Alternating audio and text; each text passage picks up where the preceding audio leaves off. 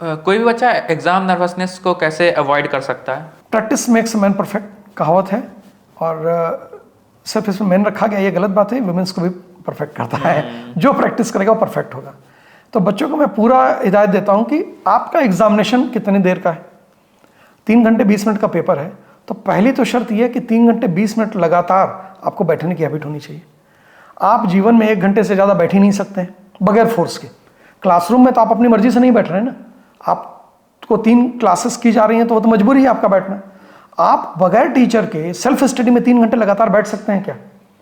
अगर आपकी 3 घंटे बैठने की हैबिट ही नहीं है तो इसका मतलब कि आपकी बॉडी तो उसके लिए प्रिपेयर्ड ही नहीं है एग्जामिनेशन के लिए।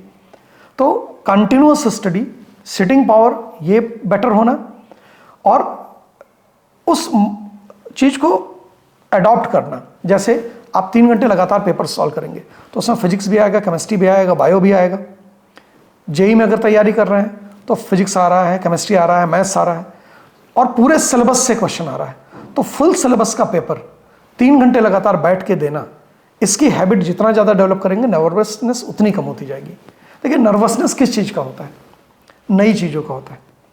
आपको अगर मालूम है कि क्वेश्चन क्या आना है तो आपको कोई नर्वसनेस होगी क्या? नहीं। तो होता है नए का डर, और नए का डर उसको किसको होता है? जिसकी पढ़ाई में थोड़ी सी कमी रहती।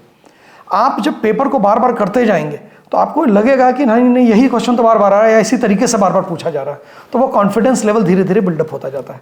तो ज़्यादा से ज़्यादा पेपर को अटेम्प्ट करना एग्जाम के सिनेरियो में ये सबसे ज़्यादा बेनिफिशियल होता है। तो एंड तक ये इंस्टीट्यूट्स फैसिलिटेट करती हैं कि नंबर ऑफ पेपर्स खूब कंडक्ट किए जाते हैं, लेकिन बच्चे छोड़ देते हैं पेपर। तो पेपर को सोचते हैं कि हम बाद में पेपर लेके सॉल्व कर लेंगे। बाद में पेपर लेके सॉल्व करने में वो प्रेशर नहीं आएगा एग्जामिनेशन का।